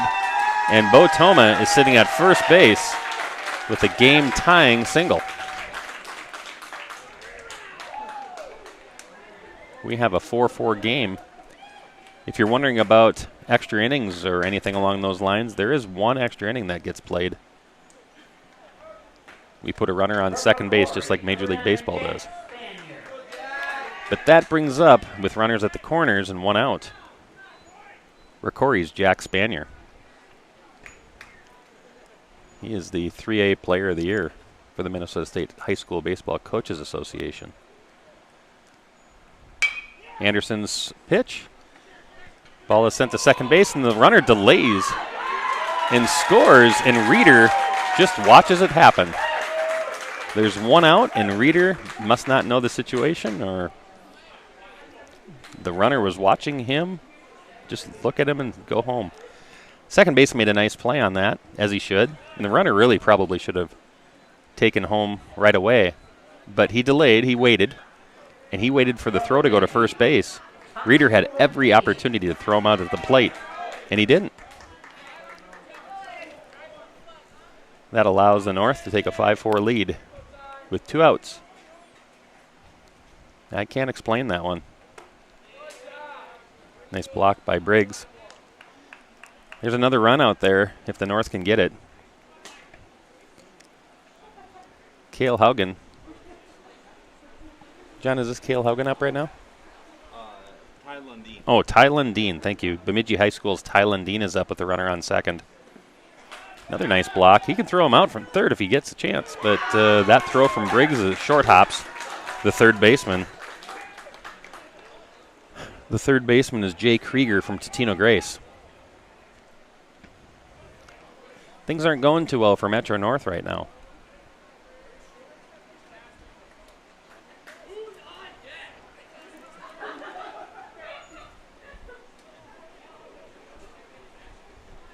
Let's see if they can can rebound from this in the bottom of the inning. But 2-0 count with 2 down and a runner on third.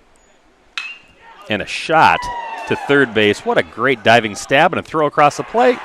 Play to first base, and Reagan Reeder scoops that out of the dirt to save a run and end that half of the inning.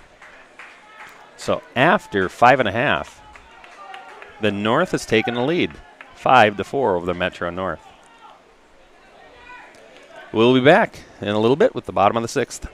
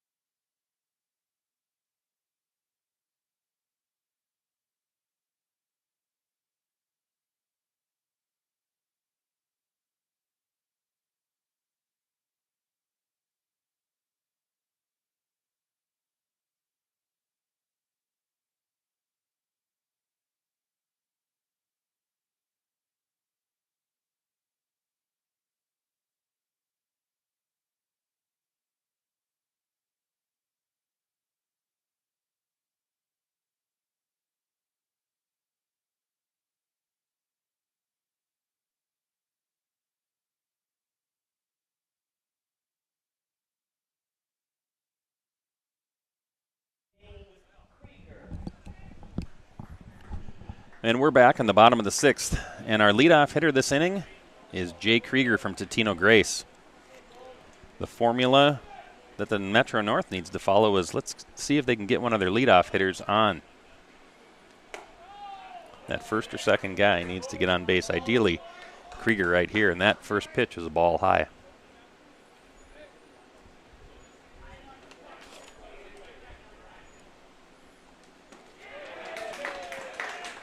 Swinging strike.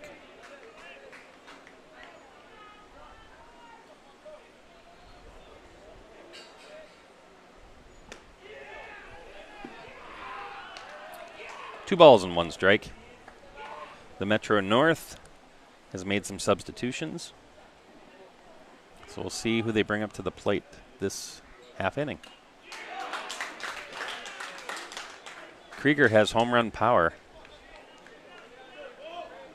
but this ballpark plays pretty big, and there isn't any wind blowing at all. Full count. Philippi is working back behind the plate there. He's been just fantastic today. He's made some great stops. You can tell that he leads and keeps his infielders into the game. And Krieger hits one up the middle just past the pitcher. The shortstop comes across, makes a great play, and they get him at first base just by a half a step. Great hustle by Philippi back there. What a nice play by the shortstop. I believe that's Gavin Schulte out there. Who's at short right now, John? Spaniard. Oh, that's Spaniard. Yep. Well, Ricori has the luxury of having a great player at short right there. I'll tell you, that was just smooth. Spaniard from Ricori. Yep, Ricori. The new hitter right now, number 3 from Osseo, Spencer Peterson.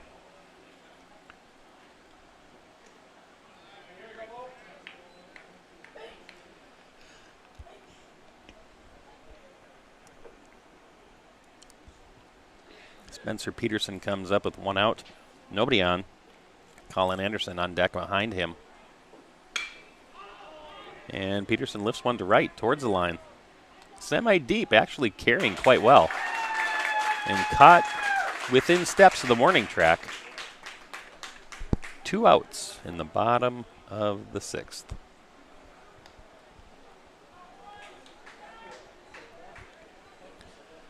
Colin Anderson comes up to the plate, who normally is not a hitter.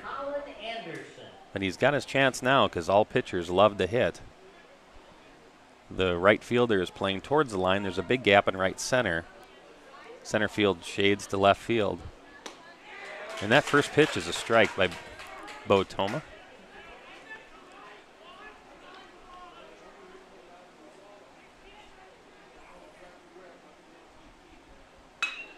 And that ball's going out to right center in that gap I was telling you about, but center fielder tracks it down and makes a nice catch, nice running catch.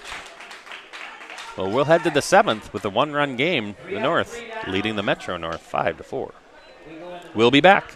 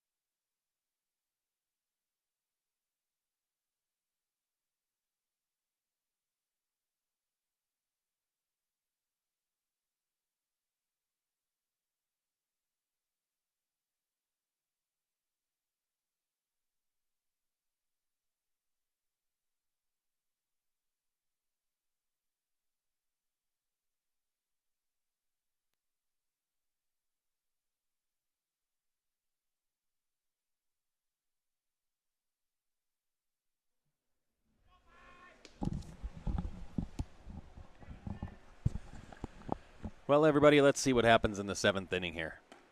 Grayson Fuchs from Paynesville area is leading off the inning, and then we'll have Hudson Philippi from Little Falls hitting second. Colin Anderson on for his 3rd inning. Right now, he's the pitcher of record for the Metro North. Oh, that's gone. Grayson Fuchs hits one to left field on the warning track. What a great catch out there. Fantastic running catch out in left field. Who do we have out in left field, John? Is that Krieger? I can't see the We aren't sure because the numbers are so far away, and third base. Krieger's at 3rd base. So in left field, So it's either Meyer or From someone Little different. Falls. it's either Meyer, who made a. If it's Meyer, he made a great play earlier in the day, and if he made that running catch, those are 2 fantastic catches. But we're going to say it's Meyer, and we're going to even call him Myers, because that's how you say it, Wes Myers. We'll find it on the way in here when he's running in, but we think that's Wes Myers from St. Francis out there. So give the outfield coach up in St. Francis his props and a raise for the work he did with young Wes Myers, because he has single-handedly saved 2 hits today with a great running catch and a dive. 1 strike on the board for Anderson, 1 out. That curveball comes in for strike 2. Looks like he's settling in here a little bit. Defense will do that. It'll give you a lift.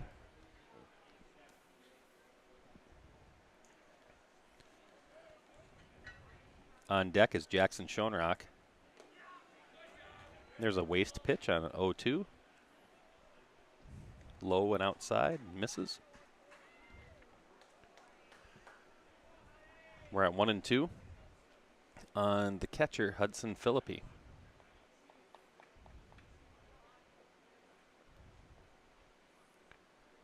Briggs sets up outside, makes a nice little scoop. Anderson now has even the count, 2-2.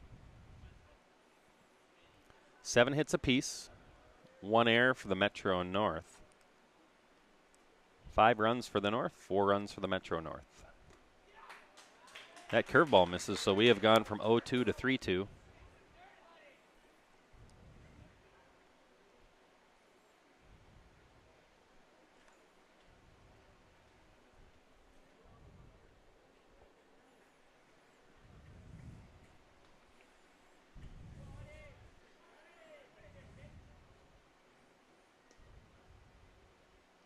And the pitch popped up to center, towards right center. Tough to see out there, but it looks like Lewis Hertling made that catch.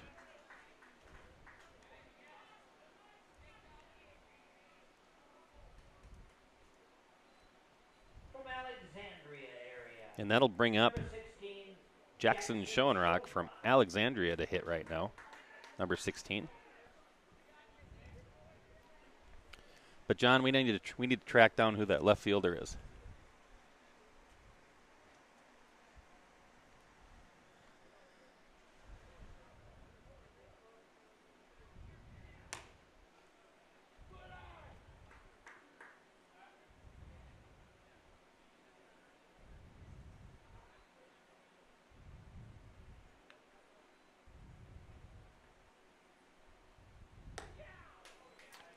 First 2 pitches are up and away for Anderson.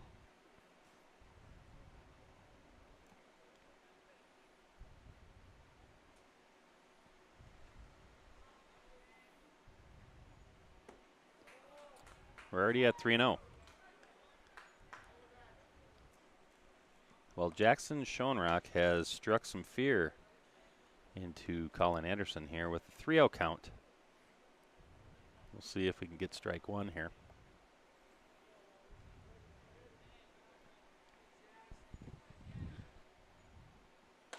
There it is. It's 3-1 now. Jackson did not get the green light on 3-0. But 3-1 is the count he wants anyway. He has a open stance, and the pitch is on the way. That fastball tailed away from the lefty into foul territory down by the Cambria tent in the bullpen area. Out of play. Krieger gives it a big run. Anderson will wait for him to get set. 2 outs in the inning. And from 3-0 to 3-3. That is strike 3. We head to the bottom of the 7th. Your North team 5, your Metro North team 4. We'll be back for the last half inning, unless we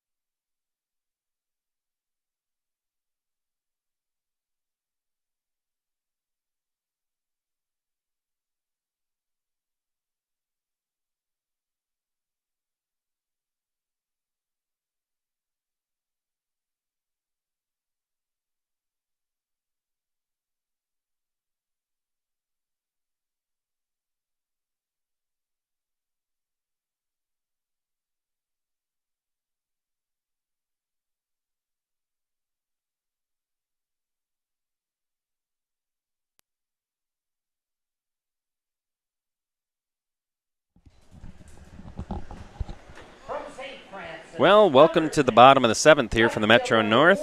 And again, Wes Myers, our left fielder, comes up after he makes a spectacular play in the previous inning. He's our leadoff hitter, and he's the 9th hitter in the order. And then the lineup will flip. Nolan Murphy's on deck. And in right field, the person who I thought made the play, I was incorrect. That was Spencer Peterson from Osseo, who made the play in right field. You want to just make sure he gets his recognition for that. We're already at 0-2 on Wes Myers from St. Francis. And Wes Myers hits that ball far. That thing might be hitting the scoreboard. That is gone. That ball is gone. No doubt about that one, as Wes Myers is showing his value to the Metro North team with great defense and a spectacular over-the-scoreboard home run in the bottom of the 7th inning on an 0-2 count. Wow.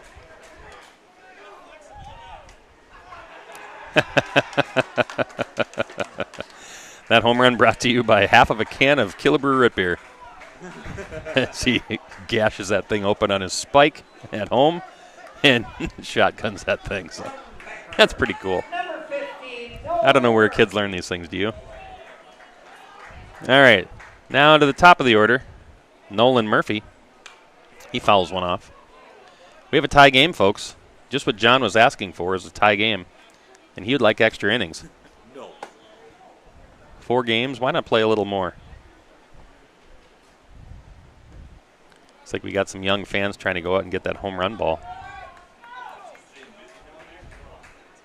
Well, that ends the drought for the Metro North. They hadn't scored a run since the first inning.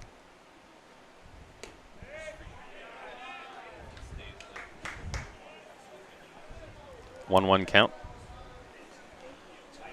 If you're wondering how the if we have an 8th inning, each team will get a runner on second base. But right now, Nolan Murphy is like, hey, we're not going to extras. I want to get on base. And he singles to left center. As a breaking ball, he got enough of the barrel on it. And that brings up Rogers, Noah Gordon. Noah Gordon is in center field today. There you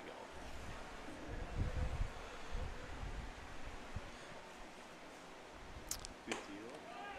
A healthy lead over at first base for Nolan Murphy. That's a ball, though. Ball 1.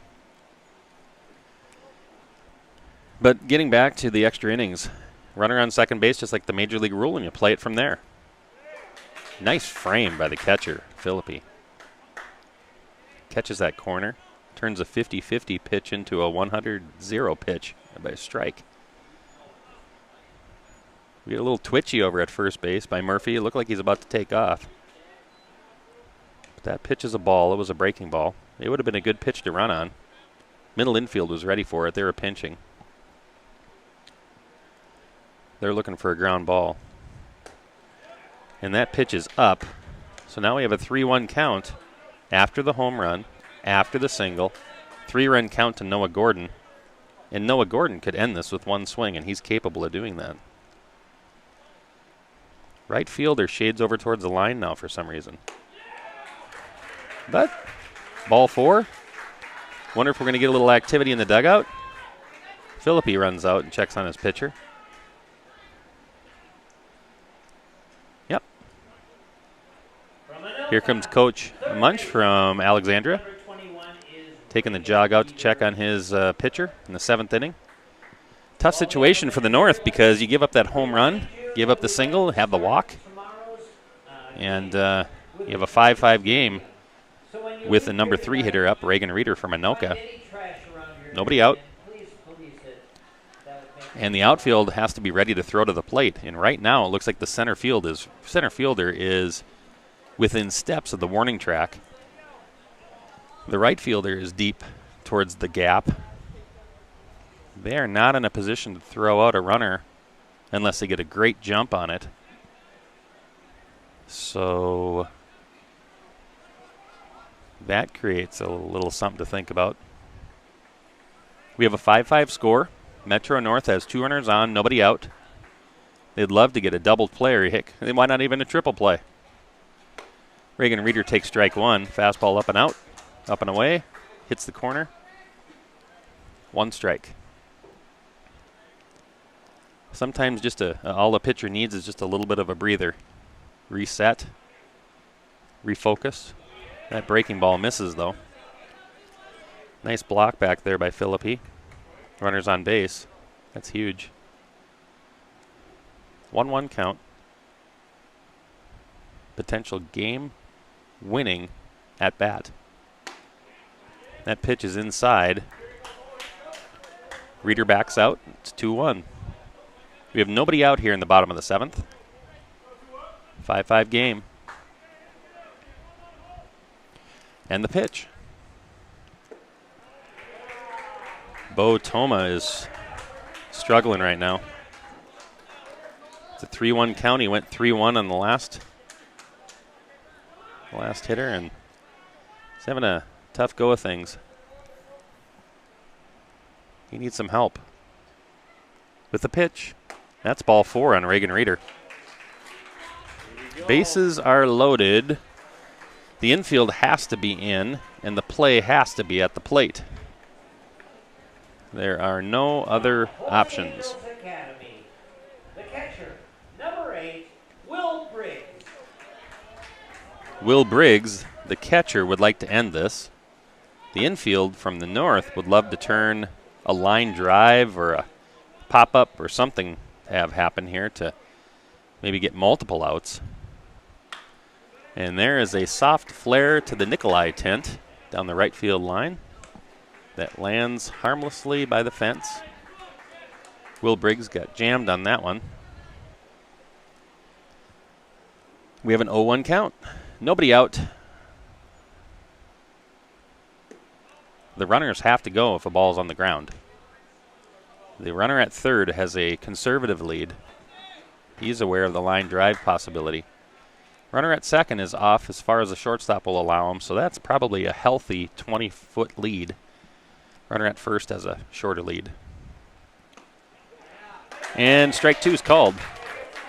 We're at a 1-2 count. Nobody out. Will Briggs up from the Academy of Holy Angels. If we need an on-deck hitter, we have Adam Pooter from Blaine. 1-2 count. Oh, the ball gets by the catcher. Nobody covering the plate. Too late, and the run scores. That breaking ball got by Philippi from Bo Toma. The Gatorade has been dumped on number 15, Nolan Murphy. And this game ends with a Metro North 6-5 victory over the North. Well, the North finishes the day with a 1-1 record. Is that right, John? Metro North is 1-0. Metro West is 0-1, and the Metro West and Metro North will play tomorrow And we will see what happens in that game. The North isn't done. They're cheering for the Metro West tomorrow. And they need the Metro West to beat it by a few runs. And then maybe this North team can sneak into the championship. Well, it's been a great day of baseball at Chaska. 4 big games are done. We had a youth clinic this morning and a home run derby. Tomorrow the action starts at 9 in the morning. And then at 11:30 they'll have another game. And the 3 seeds and the 2 seeds and the 1 seeds play later tomorrow afternoon and evening. For all of us here from Chaska, I wish you a great night, and we hope to see you tomorrow for our 5-game live stream. Weather, go away. We don't want any rain tomorrow. It can rain after the games. Have a great night, everybody.